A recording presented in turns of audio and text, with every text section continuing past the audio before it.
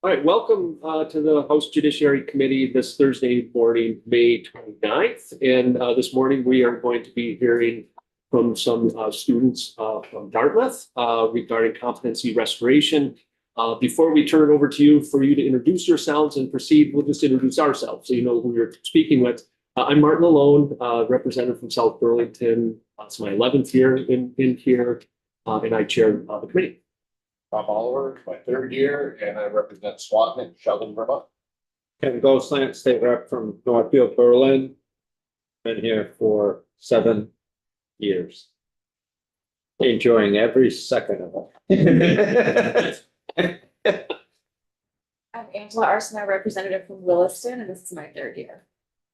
And I'm Ian Goodnow, and I'm the rep from Brattleboro, and this is my first year. Zach Harvey, the rep from Castleton, and this is my first year as well.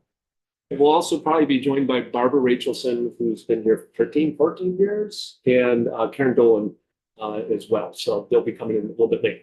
So over to you, if you can introduce yourselves and proceed. Yeah, great. All right. Good morning, everyone from the House Judiciary Committee and all others joining us. My name is JJ Dega. My name is Emily Leung, and I'm Celine Choi. And we are researchers from Dartmouth's Policy Research Shop, part of the Rockefeller Center for Public Policy and the Social Sciences at Dartmouth, which is a non-advocacy, non-partisan research shop run by students connected with lawmakers across New Hampshire and Vermont. As many of you know, we've spent the last 8 months studying competency restoration programs, and we are excited to share our results with you today. In the packets in front of you, you'll find a copy of the slide deck and a contact sheet with our information if you'd like to reach out after today. And our final brief will be published and circulated shortly. So if you turn to the first page of the printed slide deck, you'll see our topics for today and the full table of contents in our brief. But our presentation today will highlight some key topics. First, we will start by discussing the context for competency restoration in Vermont, describing the current competency process and previous legislative action on competency. Then we will explain our research methodology for analysis, which consists of 5 case studies of forensic and competency programs for case study analyses, stakeholder interviews, and a review of public literature and data. Finally, we will explain potential policy pathways for Vermont, including both formal and informal programs that can exist. So to begin, I want to define what competency restoration is. In the United States, individuals must be competent to stand trial. This means they need to understand the charges against them and the legal process, and have the opportunity to participate in their defense.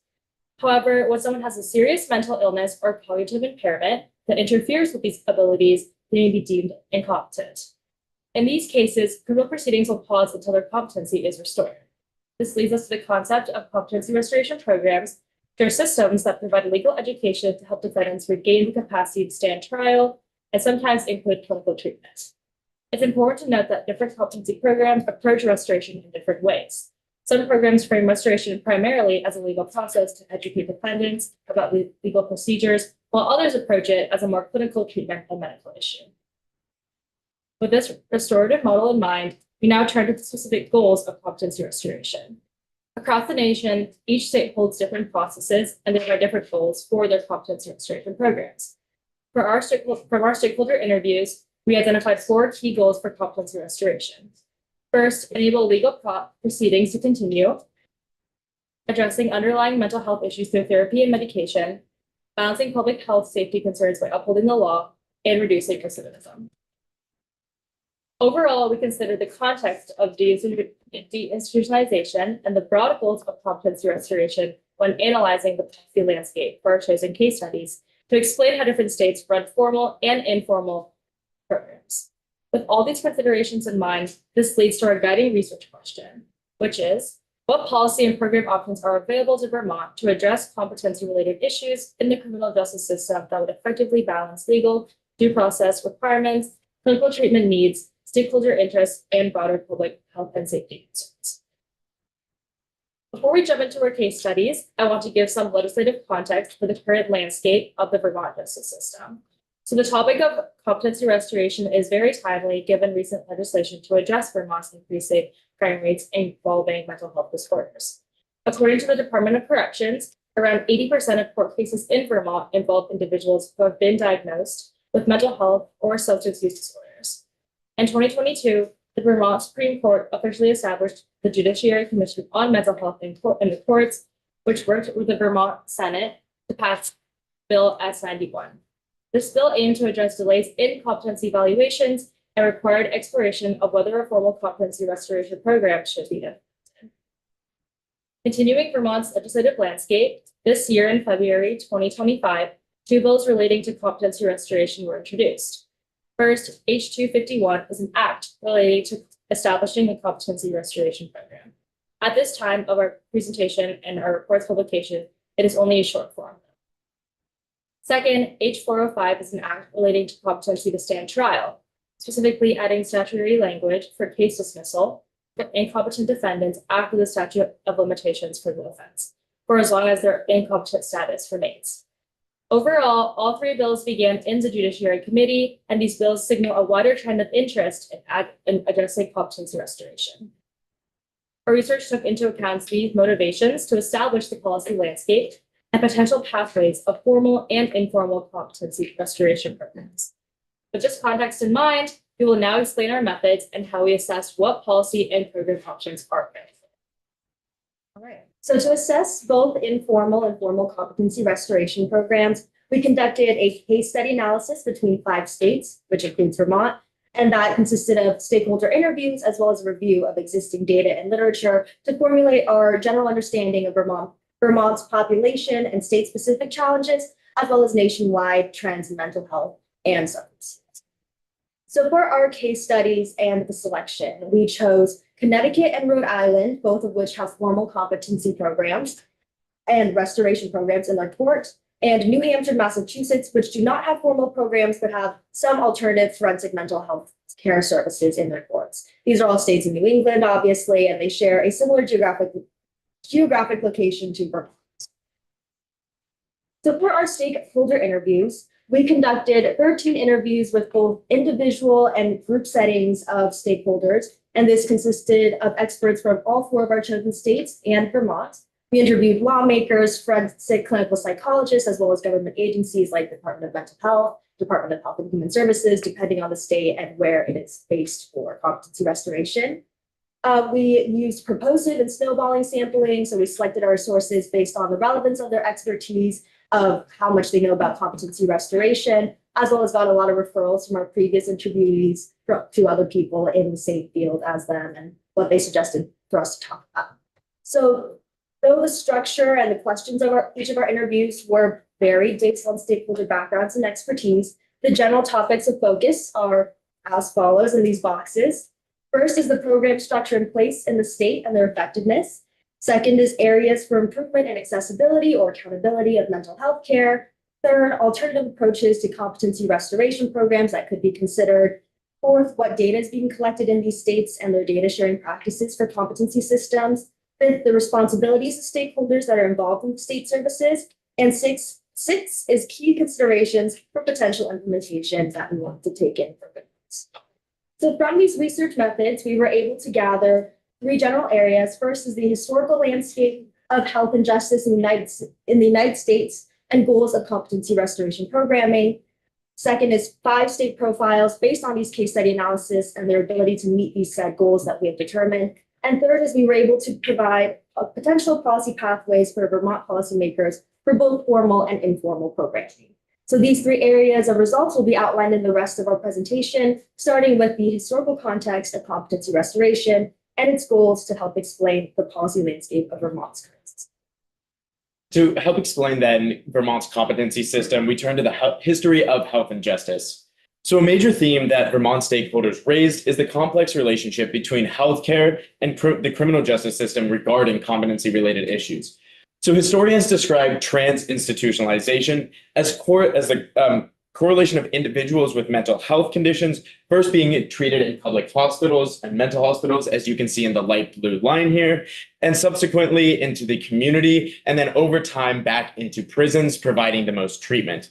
So looking at this graph, you can see this trans-institutionalization trend represented by the dramatic decline of the light blue individuals going out of prisons, and then over time, a correlation of an increase in the prison population. Now, what's particularly relevant for our discussion is that this policy primarily affected those most prone to competency-related issues, those with mental health challenges, as well as developmental disabilities. One potential effect of this transinstitutionalization is individuals who need treatment becoming incarcerated. Vermont officials, for example, cited that 70% of the 1,400 individuals within the corrections system are currently being treated with psychotropic medication, indicating that treatment is occurring now within prisons. While these individuals may not have necessarily needed to be institutionalized in a public health hospital, they still require medical care. Stakeholders then noted that transinstitutionalization means that more individuals with mental health disorders interact with the justice system and therefore may require competency evaluations. With this context in mind, we now turn to Vermont's current competency process. So based on our research, we've created a flowchart of Vermont's current competency system. And for clarity of presentation, I would like to note that this is a stylized version to visualize just the current systems in place, and I'll be walking through it to establish a clear understanding. And if it's okay with everyone, I'm just going to move over here because there's a lot of context. I'm going to be pointing and speaking as I go through this. So when the issue of competency is raised, this can be done by either the defense, the state attorney, or the court. The individual is going to be evaluated by the Department of Mental Health, which works with contracted forensic psychologists and psychiatrists who may be outsourced from out of state. And so when an individual's competency is determined, a reason may also be provided by these forensic psychologists, whether that be mental illness, dementia, substance abuse, brain injury, etc. And if either the defense or the state attorney, either party, does not agree with the results of the evaluation provided by DMH, they may request an individual third-party evaluation for a second opinion. And if the second opinion differs, then the evaluation would be contested and go to a hearing to rule on competency, where both the DMH expert and the third-party expert will testify in court and determine whether they can stipulate and agree on the incompetency evaluation. So once an individual is determined incompetent and both sides stipulate on the state of incompetency, there are three potential options that might happen. First, if the reason of the incompetency is a traumatic brain injury within the last 5 years, according to Act 248, they will be deferred to the Department of Aging and Elder Services, which provides all community-based treatment care. If they have a mental or potential psychiatric illness, this will be determined by the civil legal standard of having a major mental illness that directly causes the individual to be a danger to themselves or others. And this is the same standard for any citizen with no criminal offense that would go through being processed to be civilly committed. And if they do not meet this civil standard, which is outlined in number 2, they will re-enter the community and their charges may be dismissed, or the charges may remain and it may return later. And given the lack of programming, incompetency due to other issues outside of mental illness, such as developmental or intellectual disability, substance use, or dementia, there are limited options for competency restoration right now in Vermont. So individuals who are not competent and do in fact meet the civil legal standard for mental or psychiatric illness are put into the custody of the Department of Mental Health for an order of hospitalization or non-hospitalization. Both of these orders have a limit of up to 90 days. Non-hospitalization is the default, and orders of hospitalization require individuals to meet both the civil legal standard and a medical standard of hospitalization, which is determined by hospital psychologists, depending on where they're placed in one of 7 hospitals in Vermont. The DMH will only provide reevaluation if there is some clinical indication that something may have changed in the individual's status. And then if the individual is not restorable, they'll likely re-enter into the community. And again, charges may or may not be dismissed. And if the individual is restorable, they will go back to the custody of the Department of Corrections, which also holds pretrial individuals in the state of Vermont. So now to go into Emily to go more into Vermont's policy landscape. So as you can see from Celine's discussion of the current process in the former slide, Vermont currently does not have a competency restoration program. With the high proportion of court cases involving mental health and substance use disorders, the deinstitutionalization process in Vermont is mainly focused on transitioning individuals from state-run institutions to community-based care. While the goal was to provide better quality treatment, many community alternatives closed due to a lack of funding, resulting in transitions from psychiatric hospitals to prisons instead.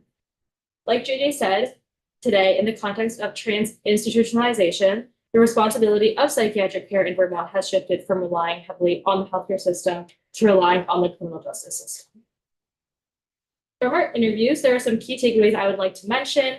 The government-sponsored treatment supports currently operates through the Vermont Department of Mental Health. According to officials at the Department of Mental Health, Vermont is one of the very few states in the US without a general fund hospital. It was permanently closed in 2011 after Tropical Storm Irene. There are 7 hospitals throughout the state with inpatient beds, all of which rely on Medicaid funding or services. Because they rely on Medicaid funding, patients seeking care must meet both Vermont and national criteria. So this means that an individual must have an acute mental illness that requires hospital treatment rather than a state general hospital, which could admit and treat individuals with less severe mental health or substance use disorders.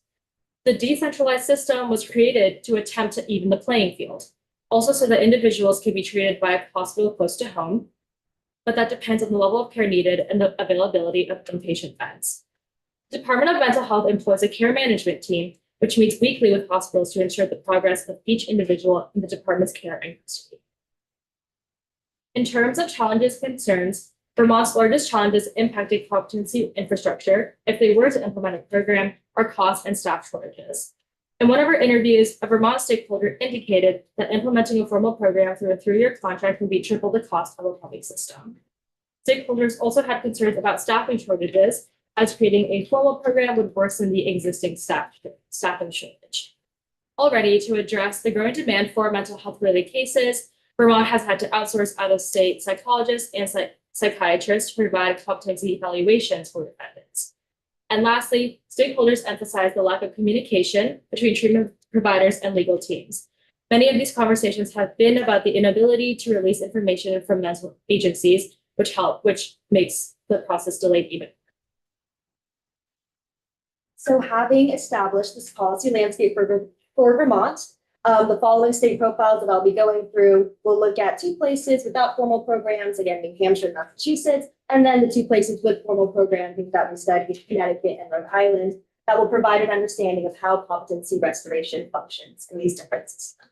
So starting with New Hampshire, which does not have a formal competency restoration program. When the issue of competency is raised in New Hampshire, a referral is made to the Department of Health and Human Services, DHHS. And DHHS forensic clinicians and psychologists will collect background information on the individual and the case before conducting a full clinical interview. The state utilizes the Competency Assessment Instrument, or CAI tool, which consists of a set of questions and rating scale for competency evaluation. New Hampshire also conducts a risk assessment in which the majority of the state's forensic clinical care uses the Ohio Risk Assessment System, or ORAS, to inform evaluation and treatment options. But stakeholders have emphasized that treatment approaches and services are very individualized to the person's needs. If the individual is not restorable and considered high risk, a decision must be made on whether involuntary hospitalization is needed in the New Hampshire State Hospital.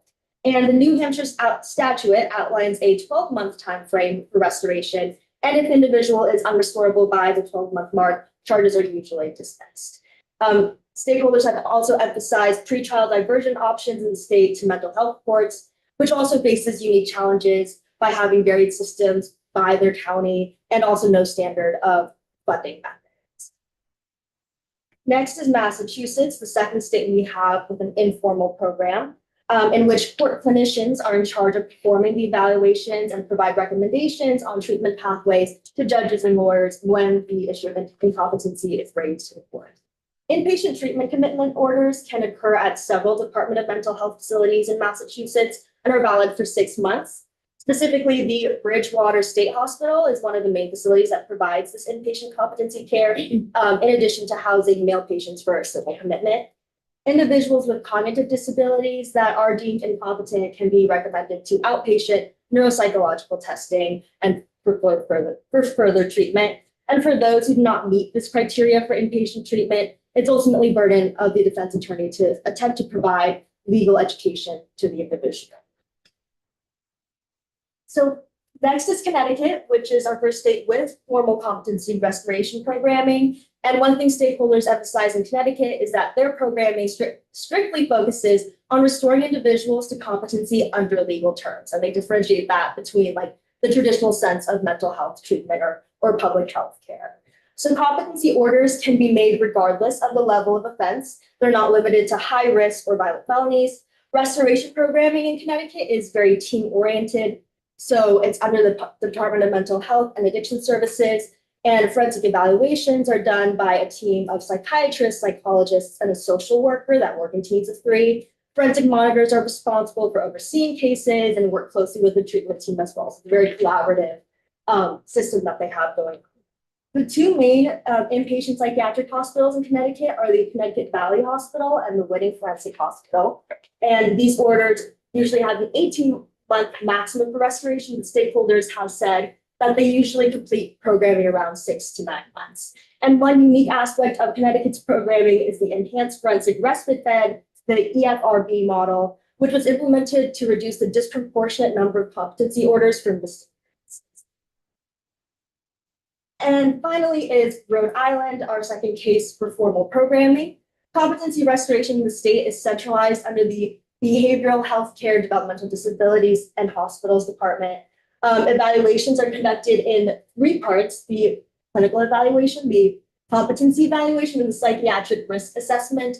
And so while Connecticut provides programming for all levels of risk and for all offenses, for Rhode Island specifically, they must be not competent and violent or high risk for restoration programming. In Rhode Island, there are 2 inpatient psychiatric hospitals, the Eleanor Slater Hospital, which is a civil hospital but has forensic beds, and the Rhode Island Psychiatric Hospital, which is a state hospital. There's a 6-month time frame for restoration and reevaluation for these individuals. And for Rhode Island, the stakeholders have emphasized that their goals for their programming is to move towards decriminalization and treatment, that their success factor is whether or not they can get community-based treatment.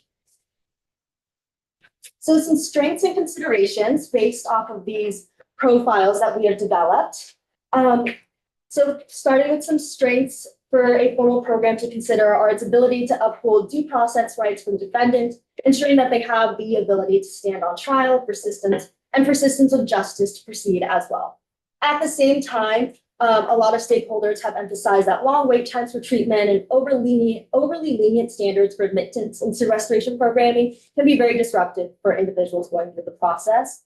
A successful formal program would also consist of reentry planning and access to community care to ensure treatment continues beyond the program. And as emphasized by Rhode Island stakeholders, for example, the success of a program is determined by these community-based services and access to them, or diversion to outpatient facilities for processing for mental health.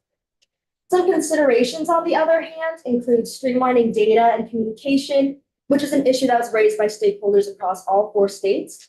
Another consideration is that competency does not equal mental health, and that there is a broader trade-off between accountability and health.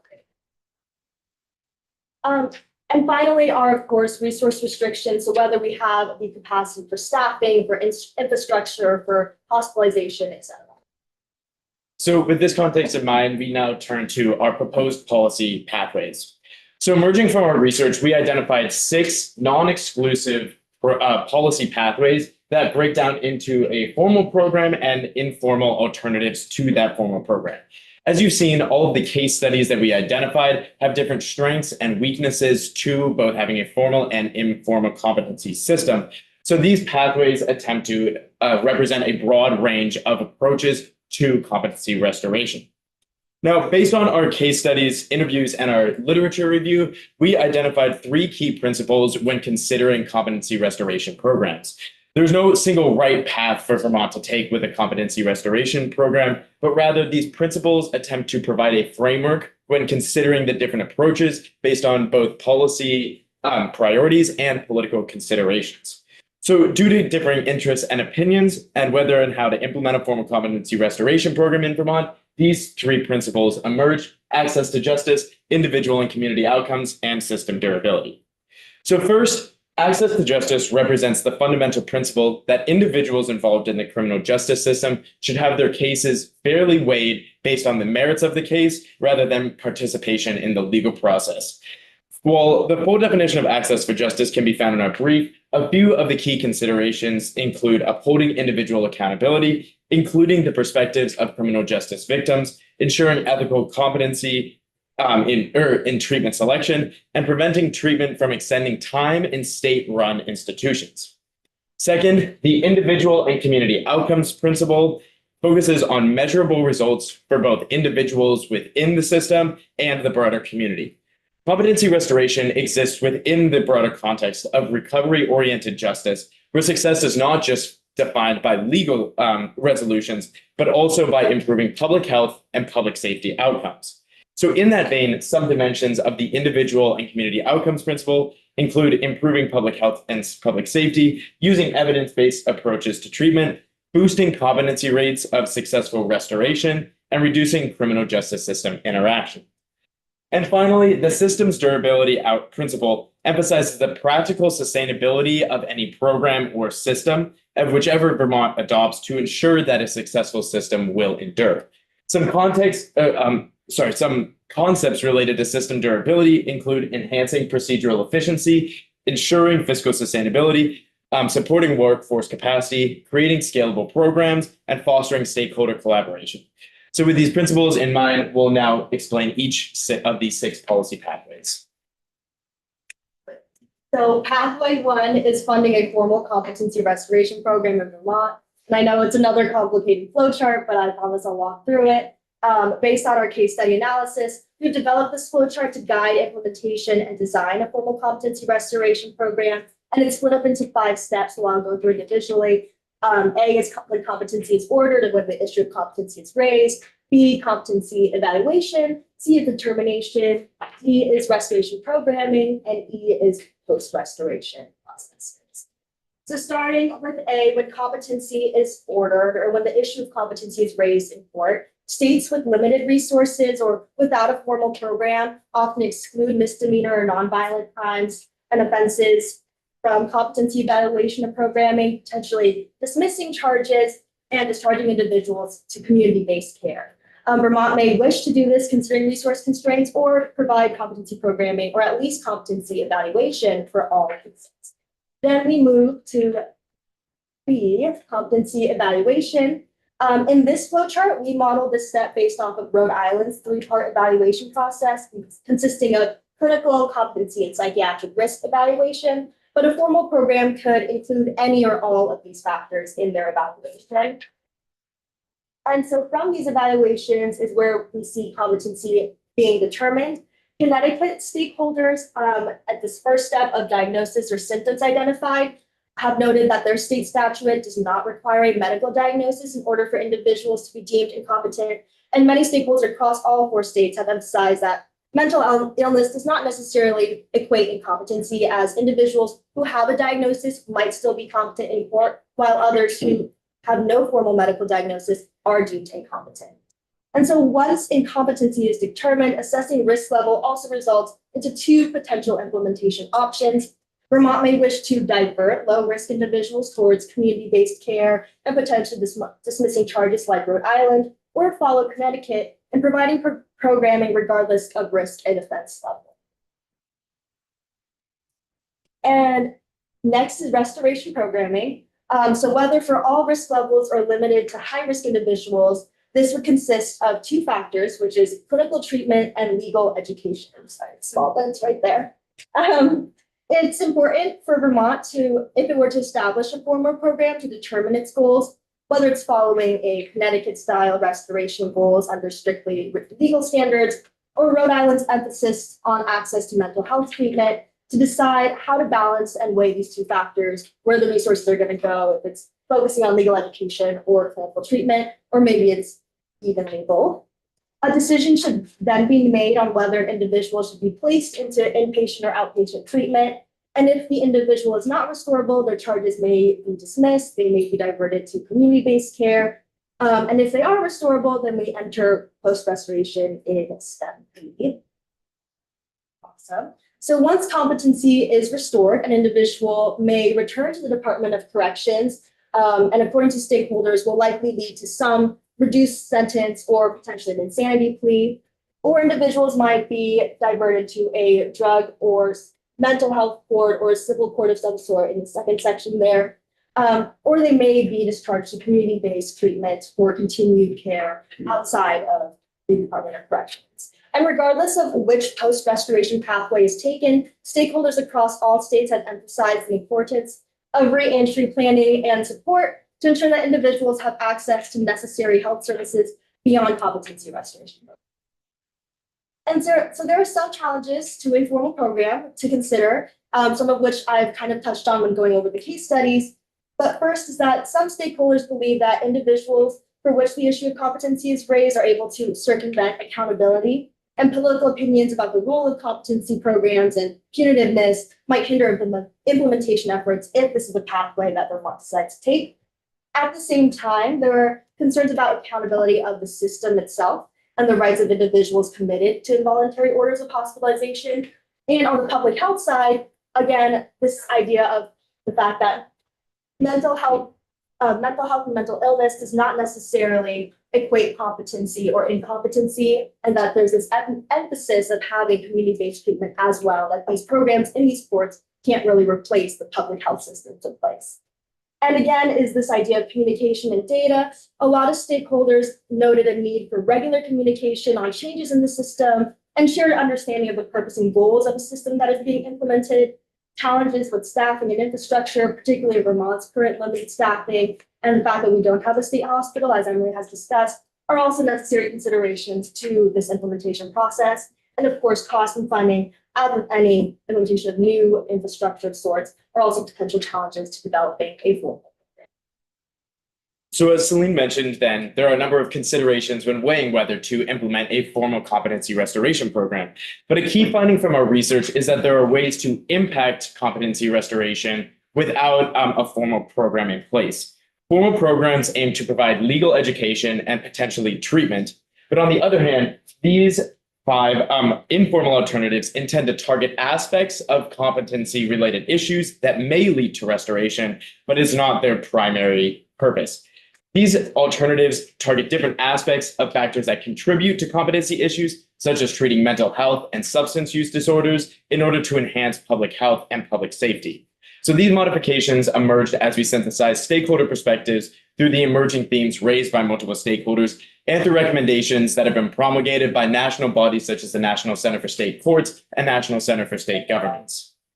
So informal policies will require community stakeholders to implement. The 4 key stakeholders that emerged from our research are the Vermont Community Justice Centers with circles of support and accountability, Turning Point peer recovery centers, Pathways Vermont Housing First programs, Vermont Care Partners, community-based health services.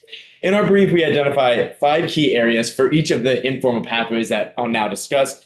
It's the key components, implementation benefits, evidence, expected outcomes, and other implementation considerations. But here I'll focus on the main considerations to give a broad overview of the pathways. So first, Pathway 2 proposes that the legislature could incentivize local crisis outreach and response teams. Over 2,700 communities nationwide have implemented these teams, which typically operate within the local police departments. The Montpelier Police Department is one of these districts that has implemented it. So officers receive specialized training that is designed to respond appropriately to mental health related incidents, potentially preventing unnecessary criminal justice interactions for those individuals. The primary benefit of this pathway is reducing the number of individuals who may receive a competency-related evaluation for low-level crimes and for whom treatment would be more beneficial. A key implementation consideration, though, is that these programs operate at a community level rather than the Vermont State Police, and so legislative action would require an incentive to those local jurisdictions rather than a statewide response necessarily. This approach would be most effective if the legislative goal is to reduce overall criminal justice system interactions for individuals with mental health challenges. The third pathway focuses on enhancing community-based mental health and substance abuse care. Stakeholders consistently identified that community-based care is, quote, optimal, suggesting the legislature could strengthen support for these community-based alternatives. This approach serves 2 purposes. First, helping individuals successfully reintegrate back into their communities after they're released from incarceration, and also treating individuals before the criminal justice system involvement. The primary consideration for this policy is that it requires financial investment from the legislature in a period where budgets may be constrained. This pathway may be most effective, though, for improving long-term outcomes for individuals with mental health and substance use disorders, while simultaneously working to reduce recidivism rates. The fourth pathway involves establishing statewide treatment courts for Vermont.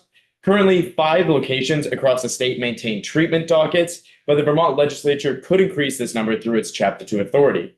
The primary consideration for this pathway involves determining whether the judicial branch holds sufficient human and physical resources to establish specific specialized treatment courts. This approach may be most effective for cases involving mental health and substance use disorders because treatment courts offer structured alternatives that address underlying issues while still maintaining judicial oversight and individual accountability. Pathway 5 includes enhancing parole and probation programs and officers. Individuals with competency-related issues may benefit from the expanded opportunity for supervised release from incarceration without sacrificing their personal accountability, complemented by increased training for supervision officers in mental health and substance use, dealing with individuals with those issues. Expanding probation and parole opportunities could reduce the burden that low-risk offenders place on Vermont's correctional system while facilitating their transition to community-based care. And this additional training, as mentioned, for probation and parole officers could reduce the high burnout rates that we've seen and ensure that they have the necessary resources to effectively supervise adherence to the individual treatment plan that addresses the underlying cause of crime. This pathway may be most appropriate for decreasing the population within the justice system while maintaining community accountability measures. And the final proposed pathway is expanding diversion programs, which redirect individuals from the criminal justice processing to community-based programming.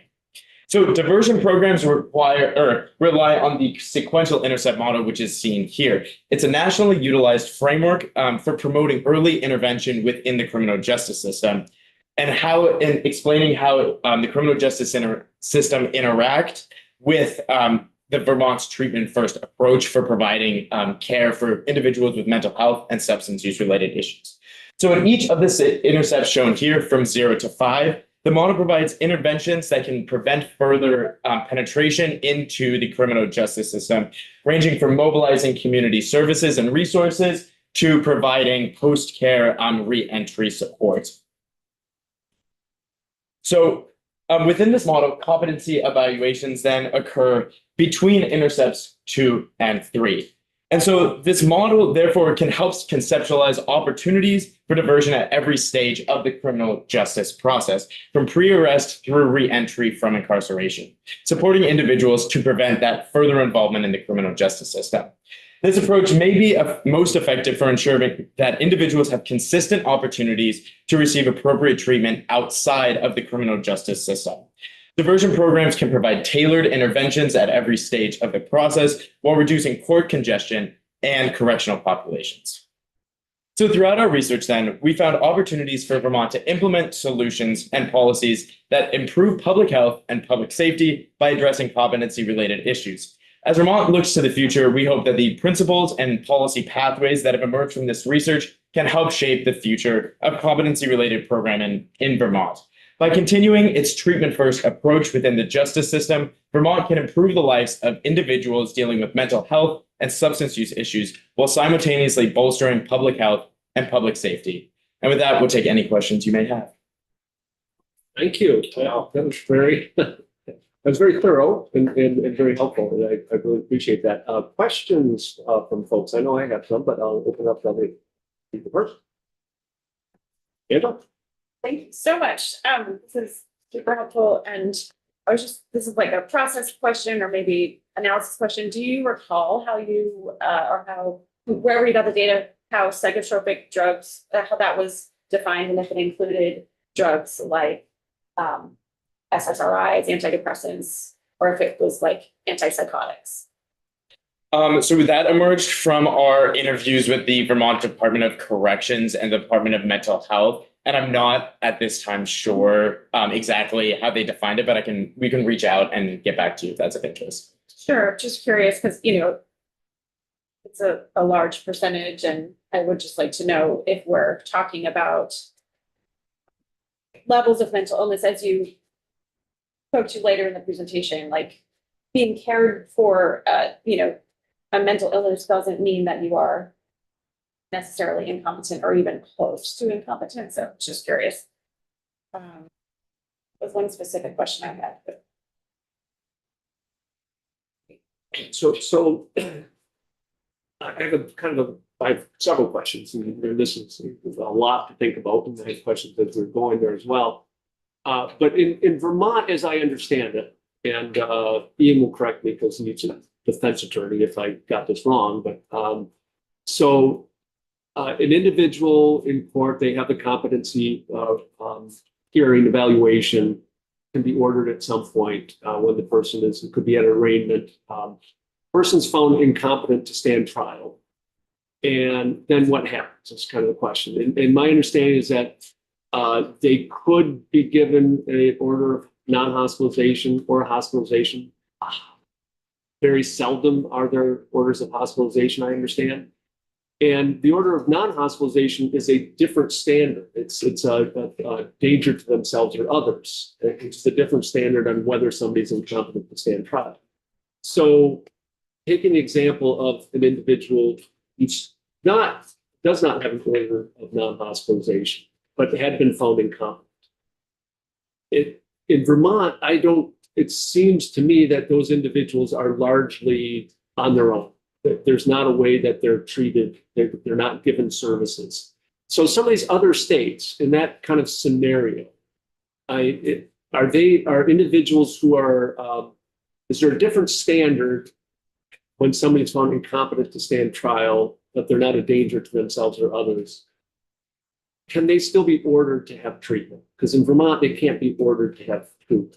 Does that happen in one of those other states? Right. So looking at New Hampshire and Massachusetts, for example, so this is under the jurisdiction of court clinicians who do these evaluations for people when the issue of competency is ordered. And for them as well, there's no specific orders in court that they can do. They can provide recommendations to lawyers or potentially provide recommendations to the court to place the orders themselves. But there is no actual connection between that because there is no formal program in the same way that we're talking about. Well, that makes more sense. Yeah, but can somebody who's found incompetent who's not dangerous to themselves, do any of these other states actually have a court order that requires the competency restoration? I assume that there's a court order for the formal Yes. competency restoration programs. Right. That's the thing. But the informal ones don't, is what I just want to understand that. Okay. And like the same, oh no, and then the same thing with cases where an individual is found incompetent, but it's not related to mental illness. If it's like some other reasoning that's given, then again, with an informal program or without a formal program, there isn't many options for what resources they can find for restoration as well. So yeah, there's not like a clear pathway when you don't have that formal program.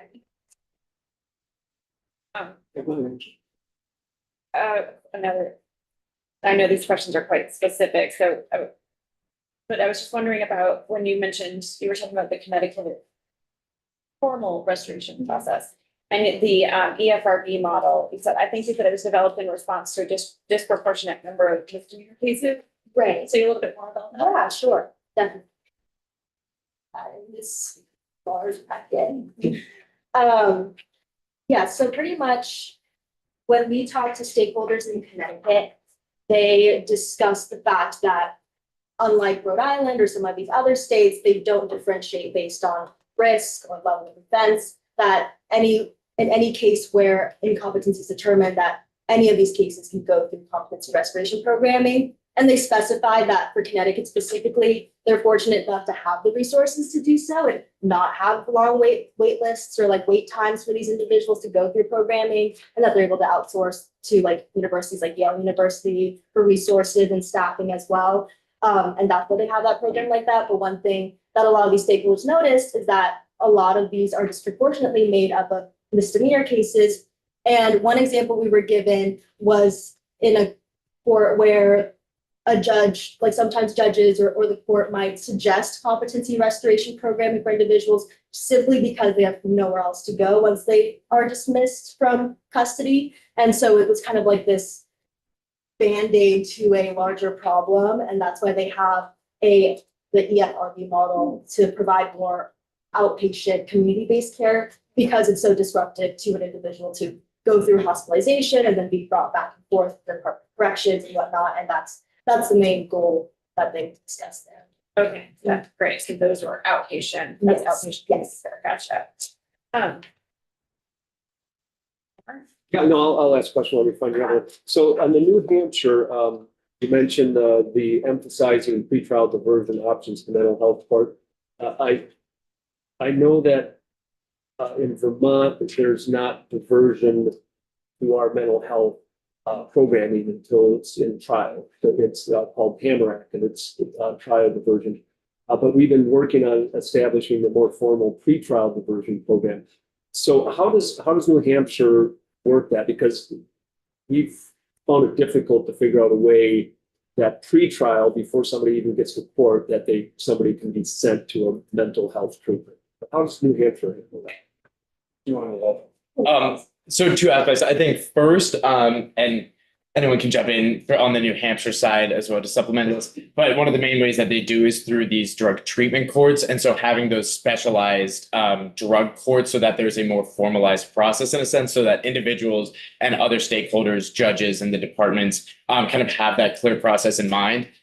Turning to pretrial diversion as well, I think one of the ways across the country in the over 200 to 300 jurisdictions that have implemented state level pretrial diversion programs, how it essentially works is that individuals are granted often a plea agreement within their trial. And so it's a deferred prosecution agreement. And in exchange for either pleading guilty and subsequently completing a treatment program, they either receive a sentence reduction or a sentence elimination for their case. And so it's kind of that exchange of deferring the prosecution in order for program completion and hitting those success metrics to address that underlying cause. So is anybody doing, I think I misspoke a little bit on what I meant to say. We have something called a pre-charge diversion, where they're even before they're getting into court. Is anybody doing diversion to mental health before they're even charged or gone into court? You know, did that run across anything like that? From our case studies, that wasn't the explicit scope, because my understanding is that most of those, if we go back to the sequential intercept model, occur mostly at the policing level and before criminal justice system involvement, whereas our research kind of started at that. Gotcha. No, that's great. So, the courts, the mental health courts, that is before an individual or after an individual has had a competency evaluation. I mean, are individuals who are found incompetent in the evaluation, they then divert or can divert to the mental health court? Yeah, I think regardless, an individual has to be competent to be in a court setting and to understand the proceedings. So that restoration process, of at least to some extent, needs to happen before they are presented. Okay, great, thanks. Good. Ian? Looking at the Rhode Island model, what is the difference between the clinical evaluation and the competency evaluation? If then there's also a psychiatric risk assessment. Yes, so that the three-part model, so with the clinical aspect of it, it's whether or not there's a specific medical diagnosis. And then, of course, as we discussed, that mental illness or like a medical diagnosis might not always equate with competency. So there's that aspect of it. And then it depends on the state statute of whether there's a diagnosis requirement or just like symptoms in place. And then the competency evaluation is a separate assessment specifically about like the legal education aspect of it, like how much of the case they understand. Can they help with the defense or anything? Okay, so each step is an evaluation, and they have to be found to the Rhode Island model. They have to be both incompetent and they have to be a violent or high Yes, risk. or a high risk. Yes. Okay. Jack, go ahead. Well, thank you for being here, because I know that as we approach the end of our session, you guys are also approaching the end of your term. And it's evident how much work has gone into this by the three of you. So you should be really proud, because I know that this is a very dense and it's a topic. It's very nuanced, especially as you compare and contrast the different state models. And so I just want to say on behalf of all of us how much we appreciate the work that you've taken a trip over from Hanover to be here. My question, and you have done a great job of anticipating, it's like you watched our tape before to know where I go with a lot of this stuff. But, you know, in terms of the different state models, also challenges of implementation, I really appreciate the thoughtfulness that you took in explaining those. One question that I have, so I guess maybe to start with an observation, is the different timeframes between the formal and informal models. I think it's interesting because some of the informal model, the states with no formal restoration process have shorter timeframes. Some of the formal states that have processes have longer timeframes. I just think that's an interesting observation. But my question is, as it relates to these 4 states that you've done the case studies on, what are the success rates of the actual restoration processes? And you can get back to me on that too. Yeah. Do you want to start? Yeah, so I mean, there's the full statistics over there, brief, so I'll talk kind of generally, but across the nation, the studies that have been conducted have seen extremely high success of competency restoration programs that are formal. I believe the statistic is somewhere around 3/4 or higher. And so the programs that are working are achieving their intended purpose. And then I think one of the main considerations, just to emphasize, is kind of what is that purpose and what are those legal timeframes? Because there are the 2 aspects of competency restoration. It's the legal education and then treatment as required. And so ensuring that both aspects are present and then get an individual to restored competency have seen high success rates so far. Yeah, and just to add on to that, this idea of kind of defining what the idea of success of a program is, like for Rhode Island, for example, stakeholders have said that the majority of cases where leadership competency is raised, very, very few of them return to the Department of Corrections, are usually brought to community-based treatment options versus like Connecticut, where it seems like they have a more traditional sense of competency restoration of the system and getting. And then just to add on to that too, yeah, because of that, like some programs treatment as like just legal process, while others see it as more like a medical issue as well. So I think that also impacts a good time. Thank you. Very helpful context. April. There is something on slide 40. It's on a bunch of the slides, but when you're the flow chart of the formal competency restoration program, in the last bit of flow there's the post restoration insanity defense. Is that meaning that the Can you repeat? post restoration insanity plea all the way reduced sentence or insanity plea? That assumes that the restoration was not a success, correct?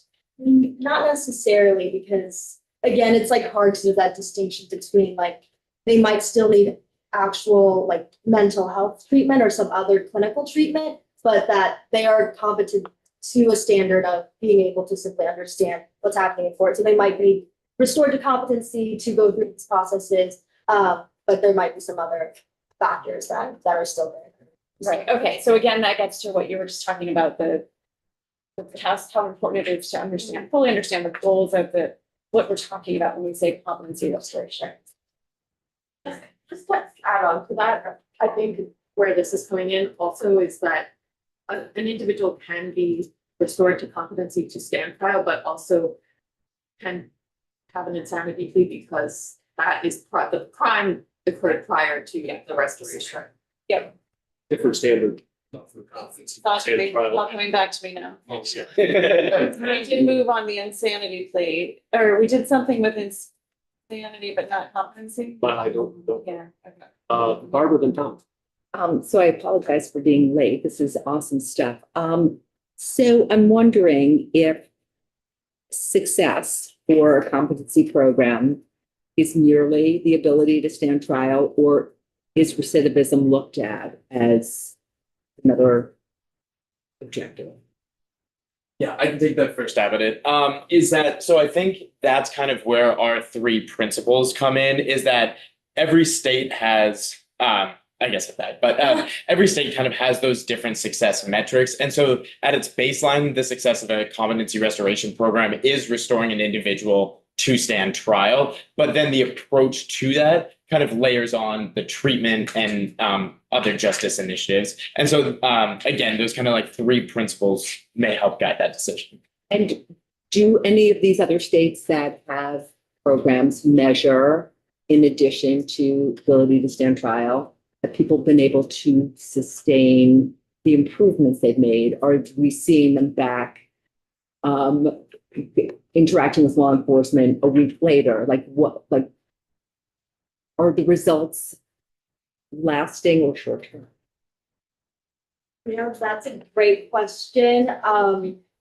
We can get back to you on that. Again, the thing is, every single time we've asked questions about like data and stuff like that, because we were curious as well, like they're like, oh, one of our biggest issues is information sharing and that there's so much data being put in, but it's so difficult to take out. So we can definitely reach out to our interviewing system.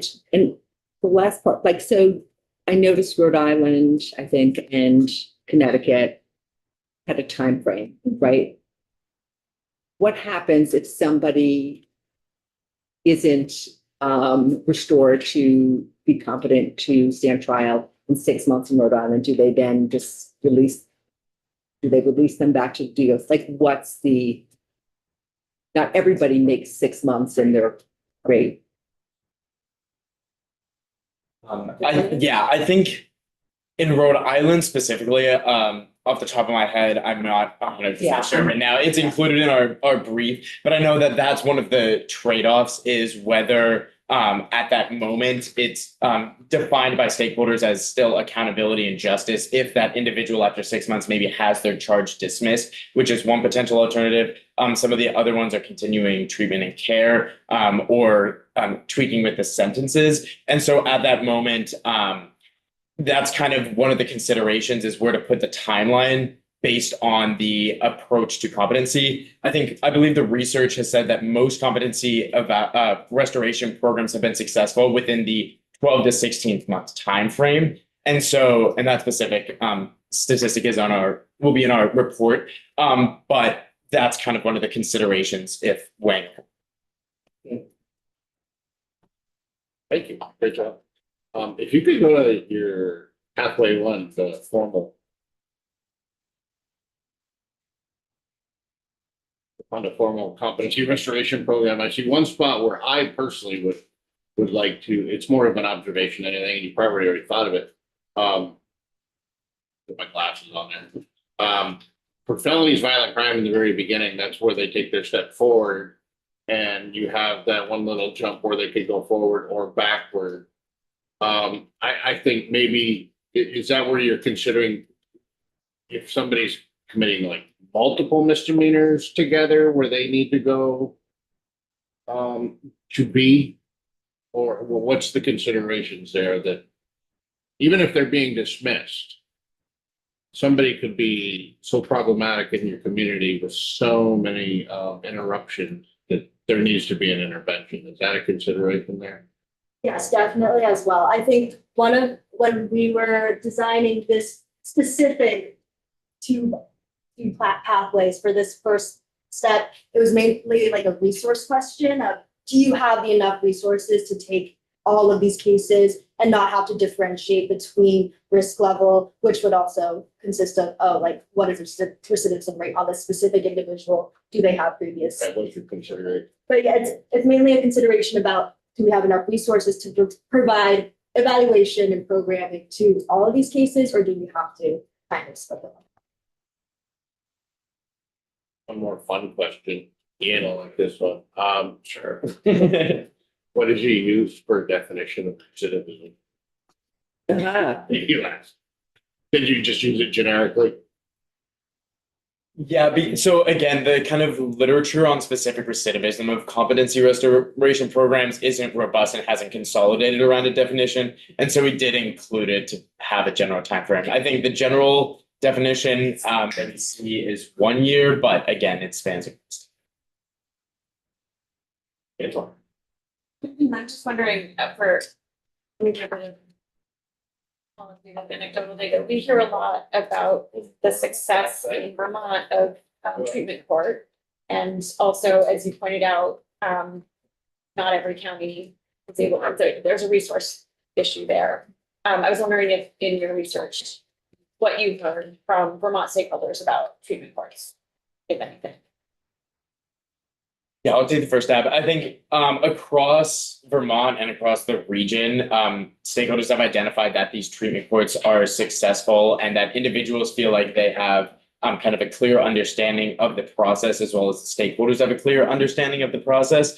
And I think one of the main themes that emerged from those stakeholders is that they felt there's more flexibility within the treatment courts to be able to provide treatment to address the underlying concerns of competency restoration in order to kind of prevent those issues without having perverse legal incentives, such as sending an individual to a formal program to provide them that treatment. And I wasn't sure if your question asked about success rates again, but one thing that really came up a lot, especially in our stakeholder interviews, was the fact that like they couldn't release data, so there wasn't like a lot of communication between like what the success rate was. So we tried to ask for numbers, but they were unable. I think they themselves also didn't have numbers almost because they didn't have like a centralized place that were in store. So that's like one of the issues that Vermont. The data. I think another positive thing that came up specifically with like other treatment specific courts or mental health or drug courts is that again, this idea that a competency program can't really replace community-based treatment or mental health treatment. And I think especially in Connecticut, there is this emphasis on the fact that all stakeholders need to, and like all people involved need to acknowledge that differentiation, and that even if you do implement a formal competency restoration program, that doesn't mean you should ignore implementation of other public health and mental health services or like diversion as well. Yeah. And just to follow up on that, was it Connecticut, Rhode Island, the formal programs, I know that there's a pretty incredibly successful and like admirable, I get like aspirational program in Miami-Dade County where it's everything's kind of co-located, even the mental health courts and the programming, not like inpatient beds, but the idea of proximity. And when we talk about community-based, we get into questions of access, like transportation and things like that.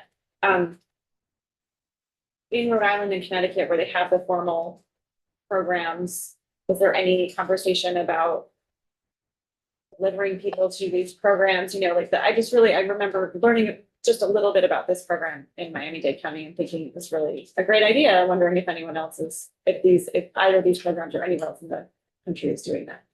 No, I mean, from the two case studies that we have, there wasn't anything specifically like that kind of mirrored Miami system. But I know that Rhode Island, for example, just because of their size and small geography, that everything is centralized under what they call BUDA, the Behavioral Health and Human Services Development Disabilities Department. So they do all of like the evaluations, like the sending people into potential hospitalization or community-based treatment. So it's all centralized under that one department versus other places where it might be outsourced to other spaces. But Right. Yeah, that's great. You talk, it's navigating the system can become a real issue for folks. And so, Any other questions? Well, thank you very much. This was really helpful. It's kind of good setup, like I said earlier, because I'm hoping to get a little more into this next year. If we eventually are able to have a formal competency program, I see that as like a 3-year project, not even this biennium, because the price tag is pretty steep. There was a report last November that came in at around $4.5 million to get the program up and running. It's kind of hard to find $4.5 million these days. But I am working with a senator in Health and Human Services. She's been primarily working on it, but I'm going to be helping on that a little bit, trying to do something short of a formal program. What that's going to look like, I'm not sure. But if you guys are still around next year, we'll make sure that you actually see what results from that. But really appreciate the effort that you put into this. I'm looking forward to the report as well. Thank you. Thank you very much. Yeah, really appreciate it. All right, so we're going to find some time today to go over S109 and the changes so we can have a straw poll on it. So just kind of after we get off the floor, if Eric's available, I'm going to have him come in and go over those changes. So If you could check in after the floor to see if Eric is available, or I can just text everybody, just check your texts. So we're adjourned until sometime later.